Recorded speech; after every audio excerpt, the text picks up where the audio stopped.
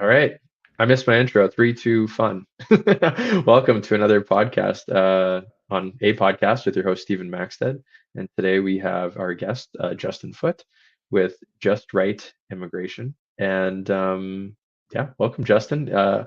We were chatting a little while ago about some business stories and kind of, we'll call it being in the trenches. I don't know if we'll cover all that today, but we'll cover definitely your business and some other things that we're chatting about before. And excited to have you on here. I think this is just so fitting for what we're seeing kind of in or from my end of things and making some assumptions about the ability to hire skilled folks in certain areas right now and some of the struggles that I hear behind the scenes from business owners and other folks that are the hiring managers for companies.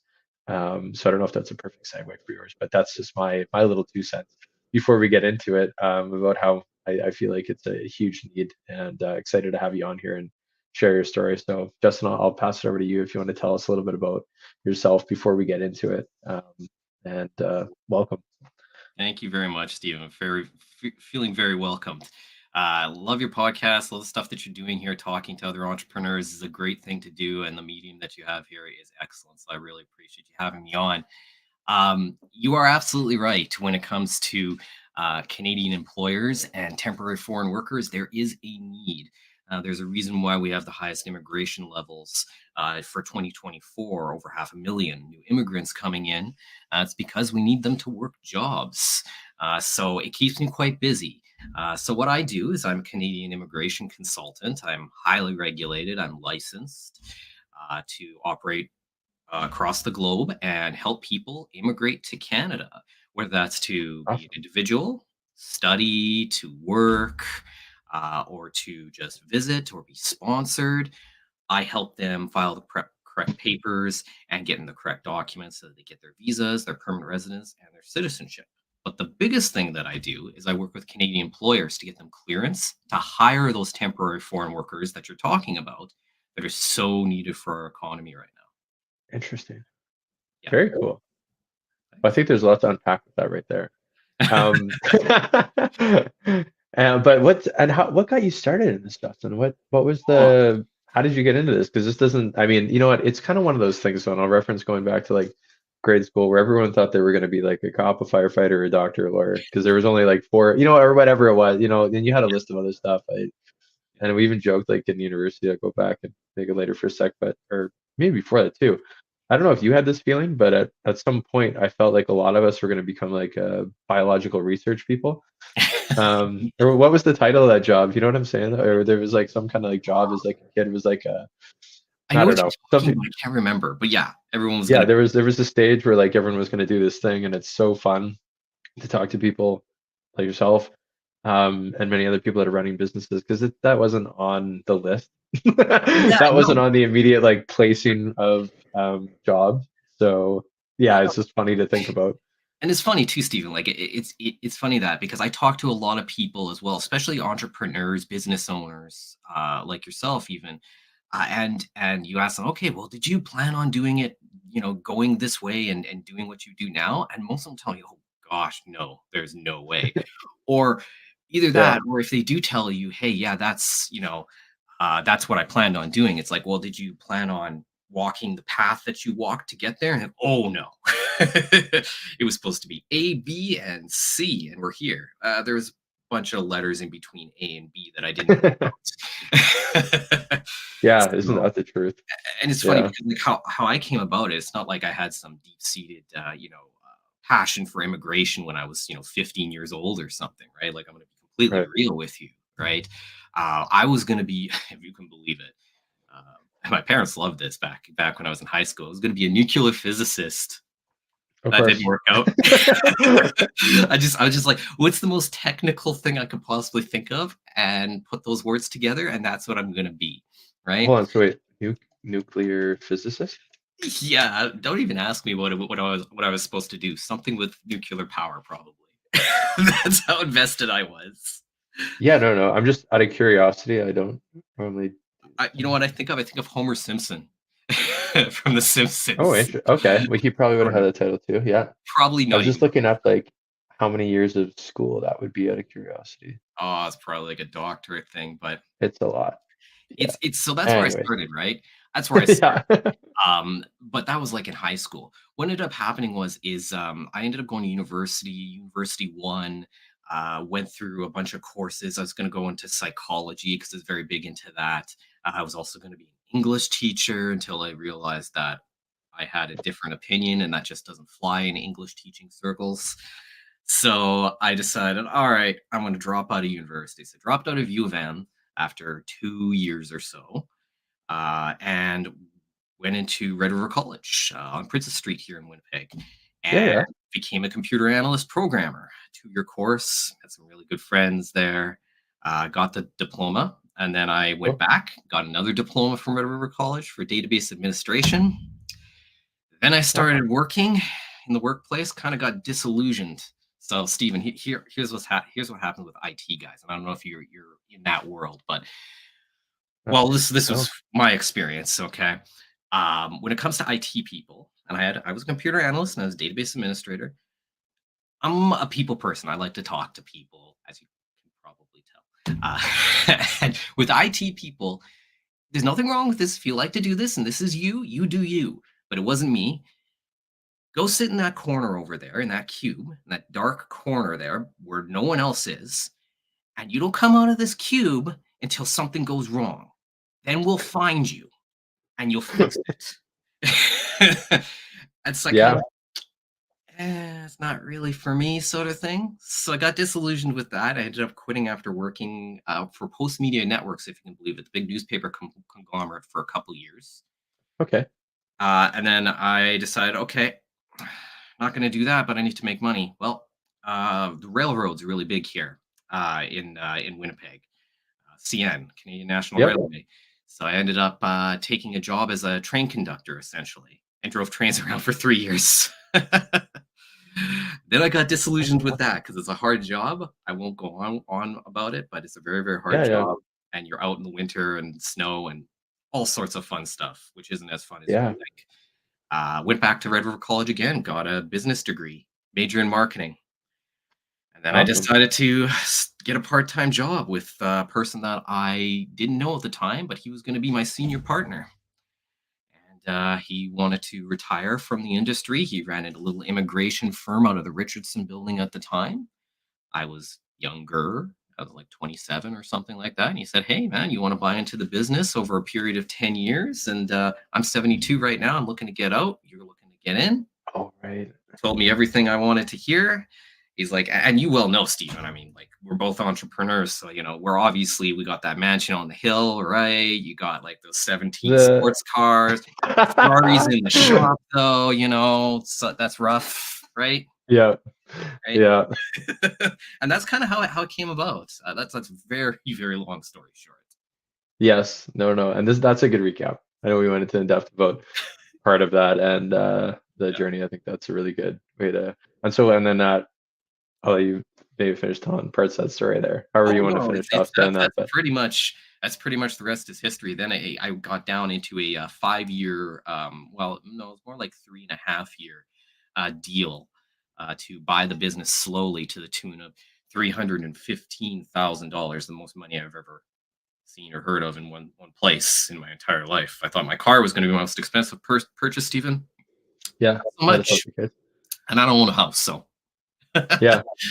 But yeah, it put me down a path where it was over 10 years. I was going to buy in monthly and slowly acquire the business to the tune of $315,000 while he was going to slowly work his way out from 72 to 82.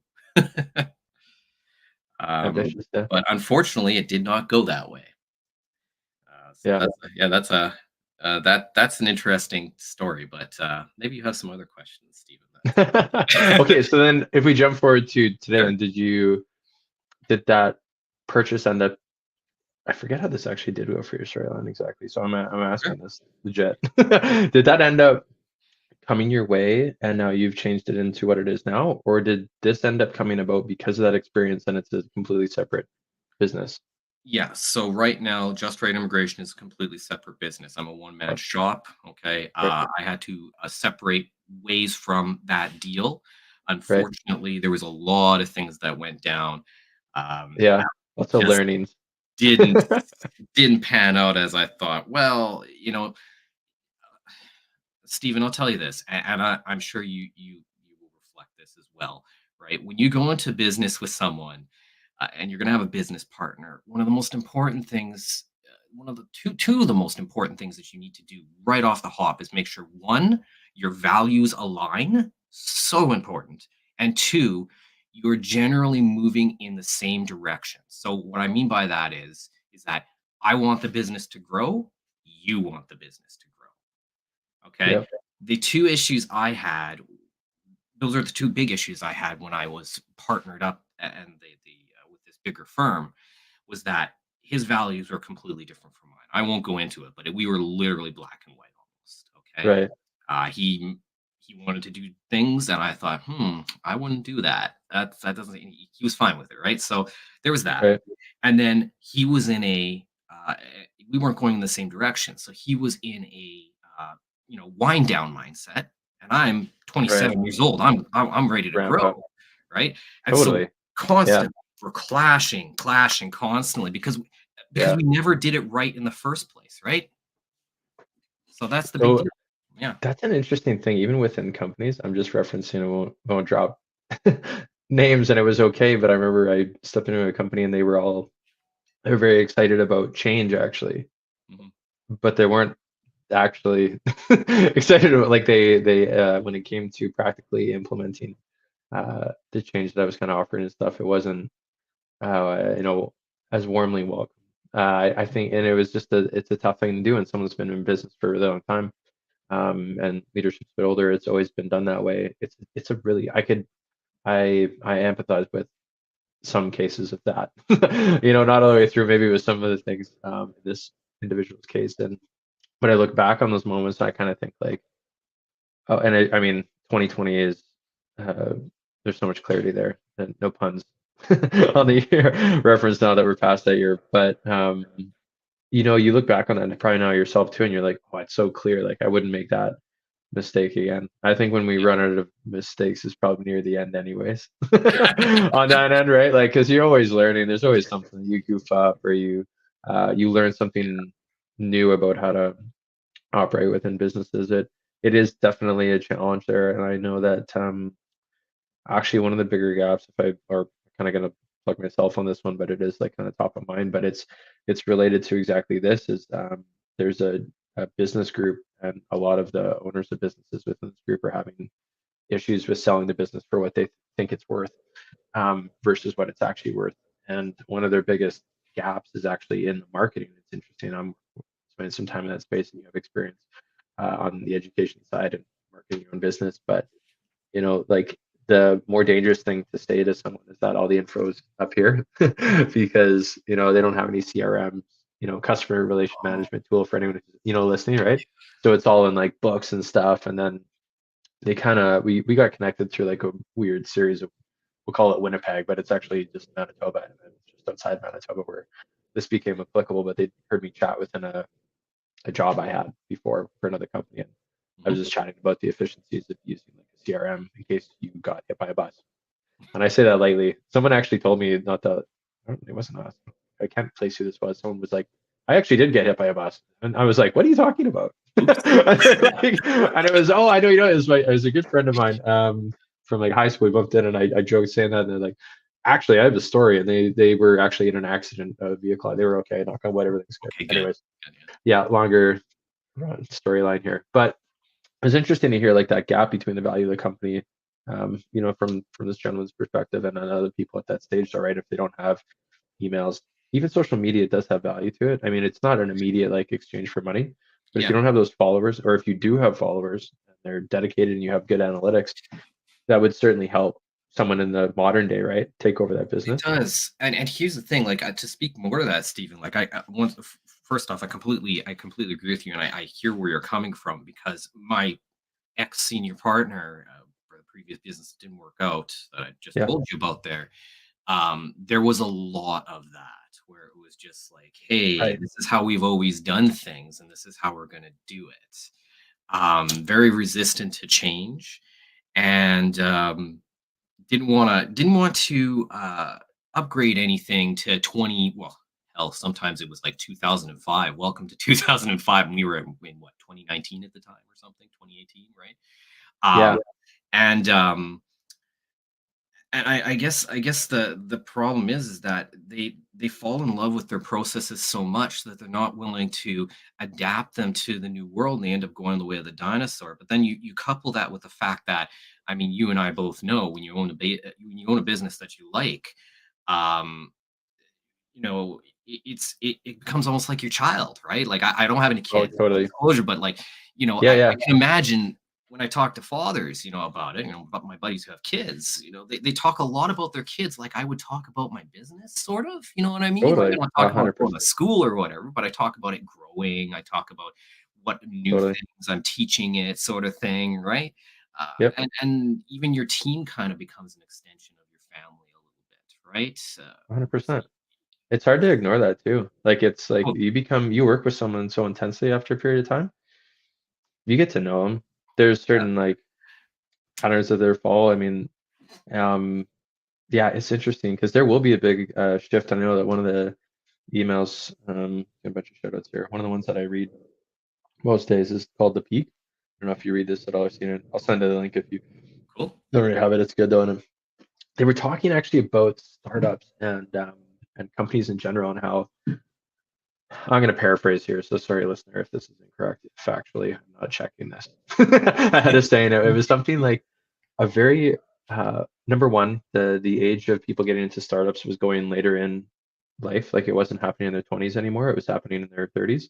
Yep. And I think part of it was the kind of like probably risk reward situation. Like they still had to felt they felt like they had to go make money before they went and took these like risks in theory. But then also maybe um, just getting enough call it learning under your belt education in Yeah, and terms of like life experiences to want to like do that because I think jobs have changed a lot over the years in terms of like the depth of knowledge that people maybe would have had back in the day. So now it's a lot of assumptions, but well, I don't know, like, that's an interesting thought too, Stephen. Like, I haven't really thought too much about that, but I mean, maybe it's something that has to do with.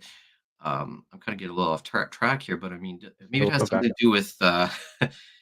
Maybe it has something to do with kids staying at home for longer now, because now you're seeing, back in the day where it was Yeah, like kids would leave they leave the nest, so to speak, 21, 22. Now you see kids and it's normal for them to stay, and I call them kids, they're actually adults, right?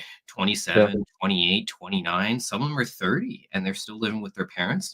They're going to school or they're starting a business or starting their career. totally. So maybe that has something to do with it. Could be. Was- Yeah, that could be like more like and having to take that risk of like moving out and having Yeah, those experiences. Yeah, that could definitely be it. And yeah, then the other part of that too was the a number of the ratio to go along with like that age thing was of how many folks that are like when they are ending the business cycle or they passed on they didn't have a succession plan mhm, the rotation of like businesses that are continuing to exist versus ones that are falling off it was like I forget the stat now too I'm being bad at this but I felt like it was like a 30% haircut on small businesses like that are existing for where we're going to be at in the next it's like 5 to 10 years. I think a lot of that has to do with the we'll call it like the been identified as the boomer generation right. on the business side, right? And they're exiting or maybe they're a little bit older than that too. I mean, when I used to work in ag, they do a very good job of talking about succession planning a lot because it's important to keep it in family. Now they're becoming way more efficient in having that transfer. I've chatted with some folks that are in the consulting side there, and I mean Yeah, that's an industry that you might actually end up, or you probably have done work in the ag I sector have. because they are certainly short staffed Yep, in many cases, and the yep, average age of a farmer is like 65, I mhm, think now, and it was higher. I think we've actually already started to see like that transition to the wow. newer generation or younger, which I would. I think the average age to that new generation is actually like 40. It's like their kids, and then Right? their kids are some of them are taking over. It depends on where all the Yeah, pieces fell, but yeah, yeah, and it's funny that, like, and I kinda there's one thing I wanted to say about the business before I go into the farmer stuff, is that, sure, um, one thing is that when I was saying that people fall in love with their businesses and they don't wanna change things, people have to realize that when it comes to a business, it's constantly growing, evolving, shrinking, it's constantly changing, and you need to change with it, right? So, like, AI is going to be a big thing. Value is not something that's static, it's always variable when it comes to a business. So, you got to keep pushing your brand. Like, social media is such a big thing now, right? Where it's like, it's not even Totally. so much, it's just getting out there and doing that. And I think that a lot of older businesses kind of drop the ball on the social media part. And I think half of them are trying to pick it up halfway through the game. And the others are just like, Right. we're on our way out anyways. And I'm telling you right now, Right. Steven, they are on their way out because they're not picking up this stuff, right? Yeah. Yeah, that is interesting. And it's like the ones who do want to do it do like they want to play catch up, but then it becomes one of those scenarios again that we kind of described. And it's not everyone. Some people are very open-minded. They're seeing, Right. you can see the success that they're having, putting trust in people with skills that they don't have. And that's like a hard thing to do. I find it hard in my own business to do Yeah, same here. that. So like I sympathize, like I'm with them. I get it, but Yeah. it's like one of those things that like it's so obvious from the outside in that's the Well, thing that they got to try to like lean into more, right? But and that's kind of like part of being a good leader, kind of part of being a good entrepreneur, right? I mean, this is what I think. I think that a big yeah, part of being a good entrepreneur is bringing together people that have the skills that you don't possess, but not just bring them together in a room. right, Unite them under a banner, right? And that totally. banner is whatever your goal is with your business, right? Because it's one thing to be able to hire a bunch of people; anyone can do that. It's another to unite them under a single cause and get them all pushing in the same direction, right? Uh, that's the difference, I think. I think what you just nailed there too. I mean, and I think this is way we'll let we'll dive in wherever we want to go here in this one, but there's so much that you just kind of went through there when you're talking about like company culture, because I Yeah, know that there's a lot of stuff behind the scenes that goes on in companies that is the true culture, and what we do see online is kind of the concept of it. Like you don't really get the day to day, the hello, the goodbye, the stuff if you are in office and if you're yeah, virtual. Like a lot of my team is on the marketing side. yeah, You got to do it differently because you don't have the little nuances of being in the same space every day. You got to yeah, recognize that people that are working virtually, you got to be in touch with them more, and you're more than just. Uh, I know, like from the side of going through like mergers and stuff, you got like, oh, you go get another job, whatever. But for a lot of folks, including myself, going through that for the first time, like the people that you work with become your family, like you said earlier, kind of yeah, paraphrasing that exact same comment though, but they're like your resources for a lot of things. You spend yep, a majority of your day there. It's your main focus. A lot of people do find identity underneath that common banner of, what do we talk about a lot in being Winnipeggers? I'm just teeing this up here, and I hope that it's the same answer, but I'll answer it so we don't get it or I don't mess it up, goof it up here. But the idea that it's mostly your job. You're really proud of your job. I know other places in the world do things differently. When I've traveled, they talk about their lifestyle and stuff way before their job. They're like, "Oh yeah, I yeah, surf all the time." When I've been down to Costa Rica, I'm like, "Oh cool, like what do you do?" yeah, Like, and they're like, "Oh no, I surf," and I'm like, "No, no, like work," and they're like, "Work." I'm like, "Oh, talk later." Like we're not in a boardroom, but here it's like yeah, they're very proud of wherever they work, right. and obviously we do a really good job on culture and creating that stuff, and it's really cool to see that happen with people when they say, "Oh, or even someone who runs a business or anyone who does have that job at that big company where you would think that they would almost be lost in like the number side of things, Mhm. but a lot of big companies do a great job of holding that culture in all the way through. Like one of the ag companies I worked for, they made us feel just at home, like, and it was a huge Yeah, organization, international company. We and, had and great management, to make that happen. yeah, and it's sadly it's quite rare. So you'll see, look, Stephen, this is the best way I can put it, right? You'll realize that your company has a strong culture, not when you're, killing it, making $1 million. When, you Yeah, know, it hits the fan. When things 100%, go wrong, you're gonna totally. start seeing how strong your culture is. Yep. That's the best way to literally stress test your culture. Yeah. Because I've seen companies personally that I haven't run or anything, but I've seen them, I've worked in them, right? Where it's like, Yeah. "Oh, our culture is amazing," and they had, like, they pay for lunches and all that, right? And then as soon as something went down, Steven, all of a Yeah. sudden, everyone's in their own corner and everyone's pointing fingers. Right. Everyone. And you're just like, I was enjoying the free lunches. Oh my gosh, this is what it's all about, Right. That's what you popped up to right? see. But So, on your end of things, and obviously this is something that you see quite a bit with like matching folks in yeah. general, but what's one of the key, or maybe there's a couple, few, it can be open-ended here. Mhm.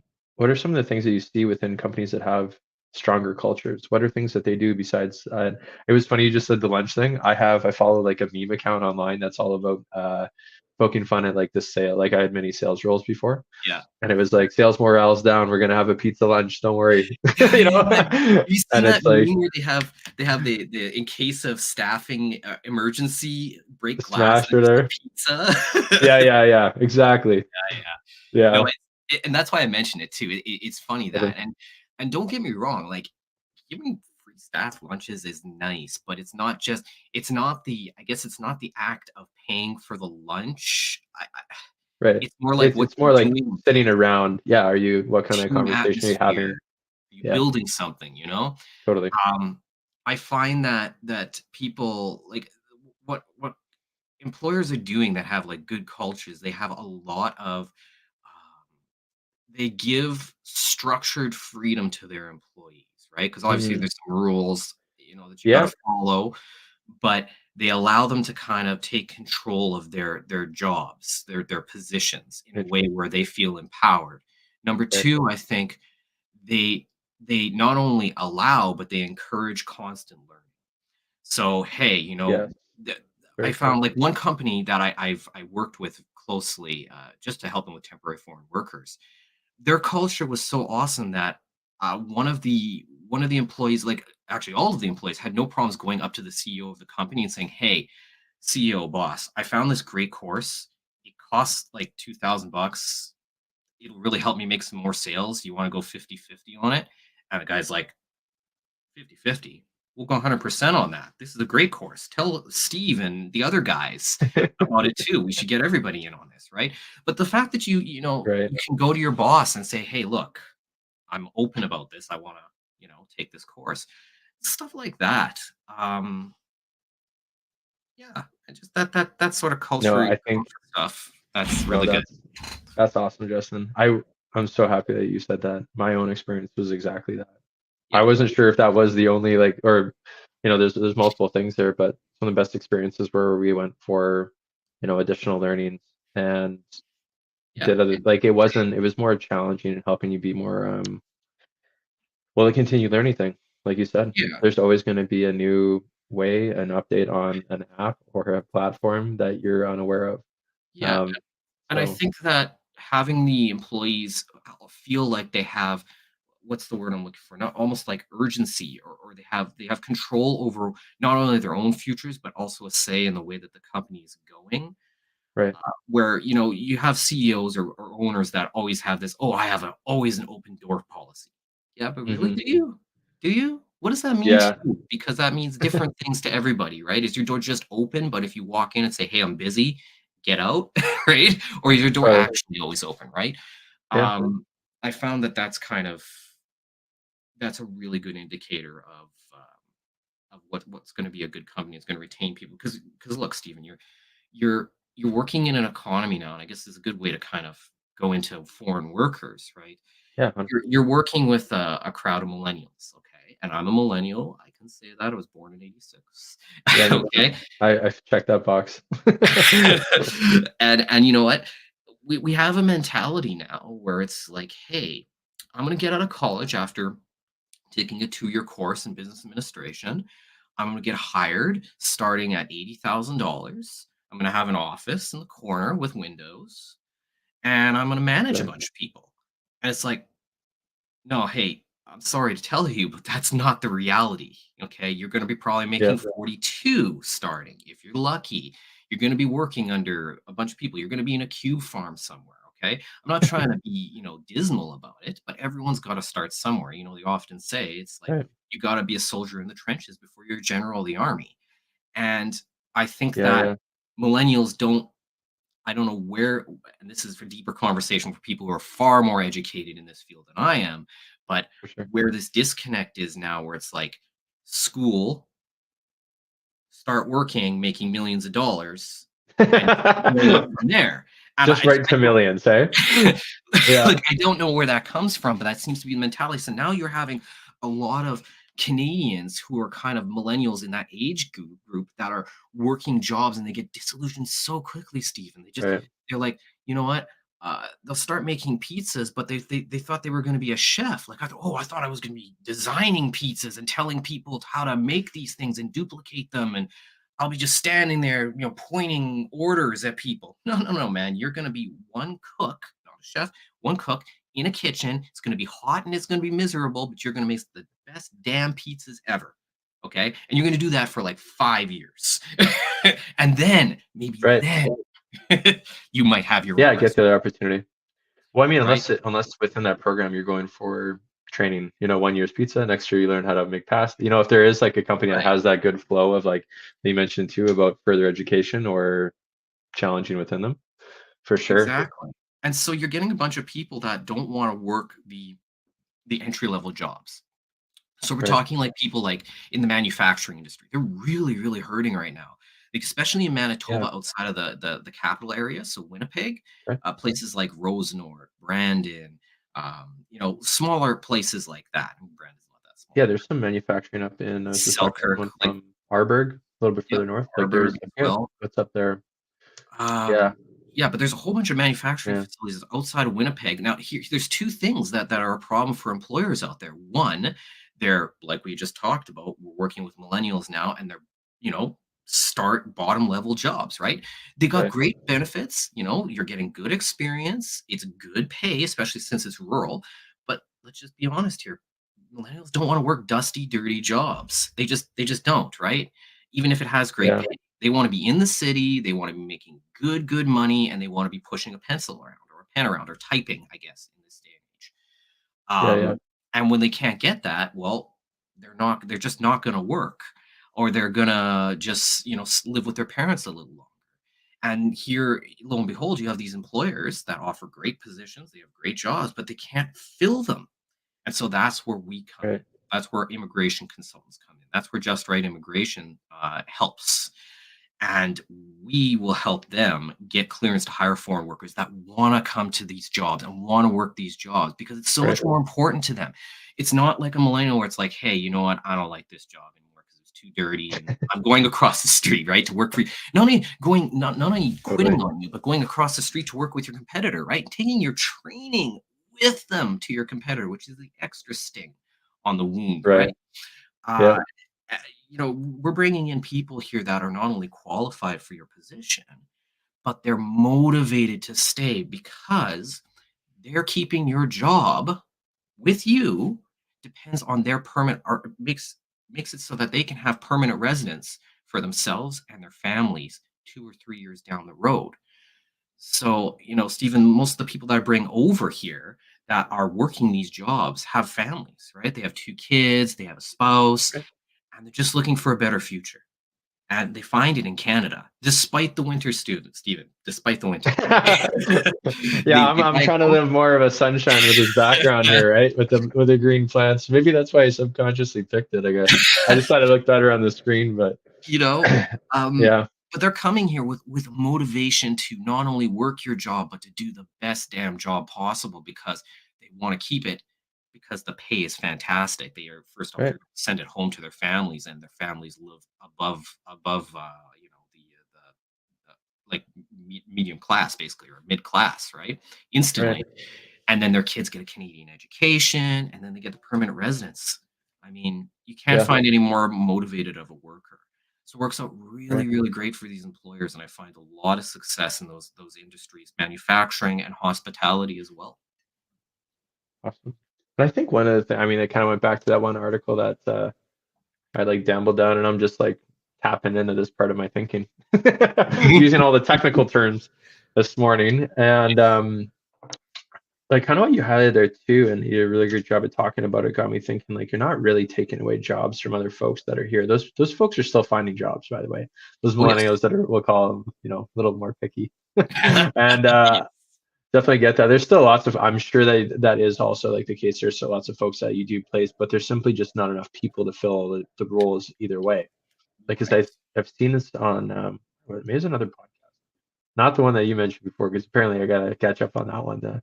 Um, but just in terms of actually like going through like a population slump or like decline is actually the reality, and that's why we're seeing such high numbers in immigration in the last few years. I'd say even through COVID, I think we still have quite a few That's folks right. come in to help, but there's a lot of people well retired through that shift in history, and then what Yeah. we're seeing now, the same thing. Like a lot of people are actually doing, um, like you might witness my parents. They would fall in the tail end of the category, boomers, but like they find themselves volunteering and doing lots of other things, and I love that they do that. They're very highly motivated work. Like that's Mhm. where I get a lot of my, assumed motivation and from witnessing them work over the years, so hard. But you see that many people still filling kind of like other roles in a way, Mhm. and you're like, well, what happens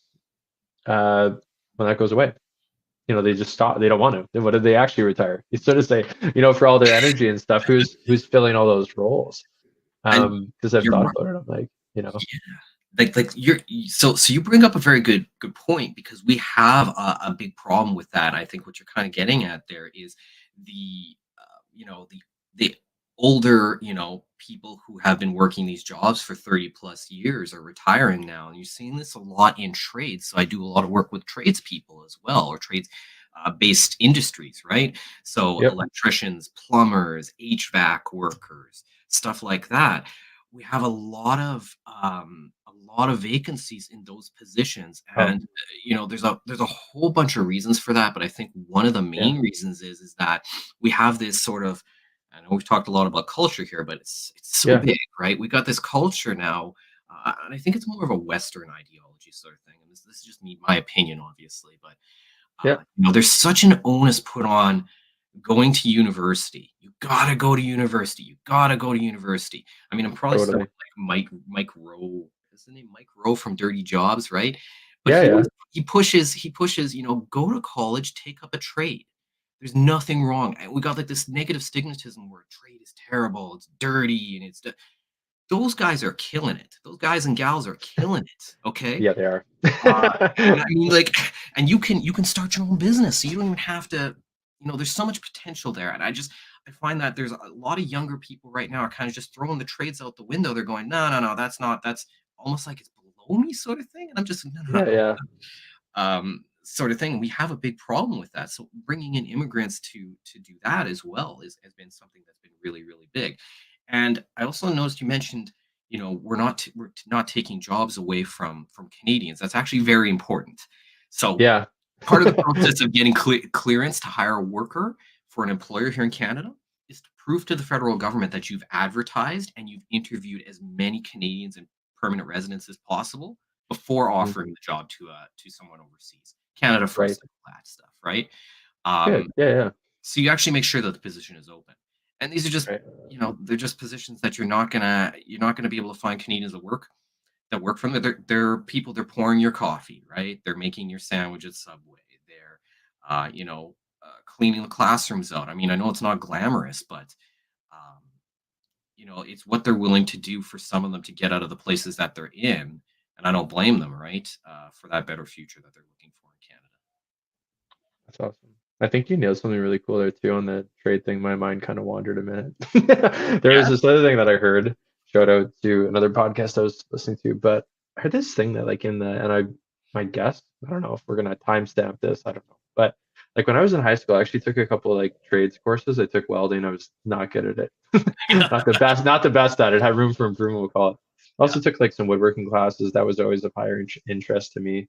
Um, and it was a weird thing that I heard, but it was like in the 70s in the States. And I think at that stage, and probably still true to this day, I mean, New York has a lot of the population kicking around on the east there. But in the 70s, they had a program where everyone took a trade in high school and they had no shortages. Everyone could do everything. Everyone Yeah. could go fix the pipes, everyone could go. to everything. I think now we've gone full circle, like you mentioned. There's kind of like that mentality, and I feel that too. I don't always hear it every day. I don't always talk in that realm. But I have some good friends and some relatives that work in the trades. They're doing fantastic.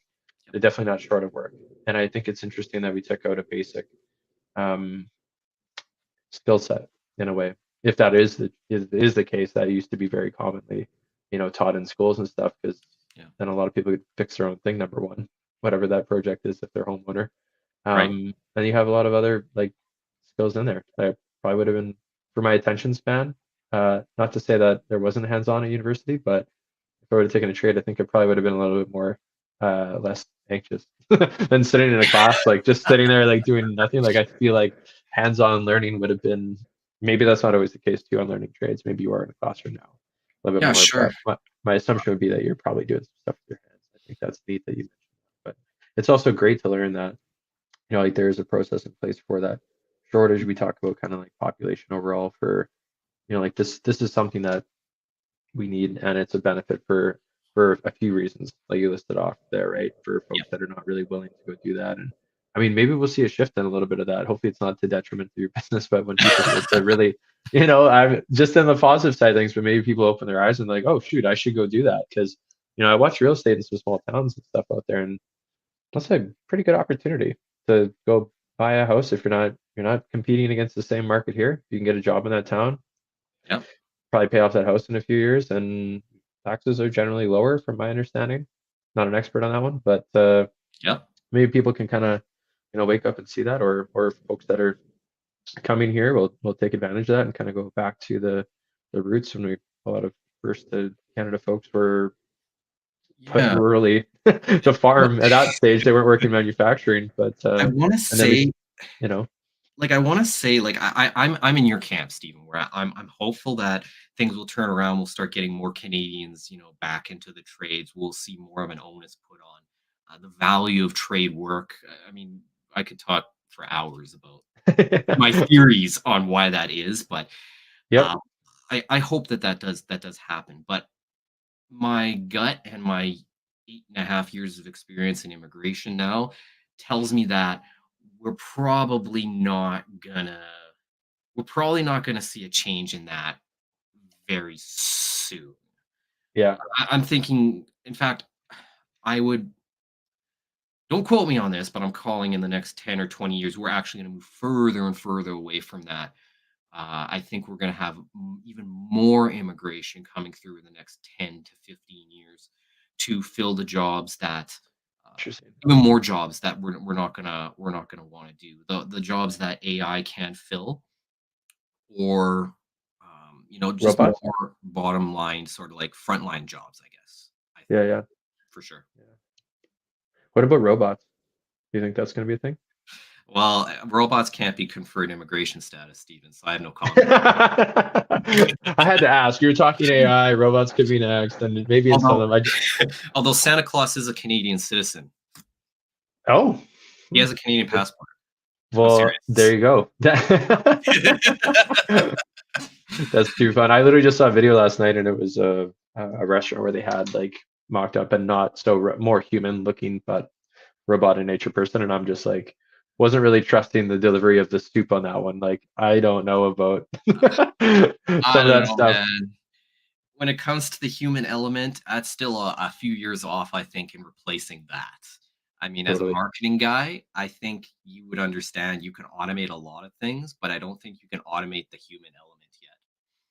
Very true. The authenticity gets lost in the story sharing when it's not a real person face. We read so many things on people subconsciously that we don't realize whether it's a little bit tricky even for us on here in some ways. And one day we'll probably be in a studio and doing this in person as we grow. But Uh, the part when you're reading body language on a screen, we've kind of adapted over the last few years to be yeah, better at it or be more comfortable with it, right?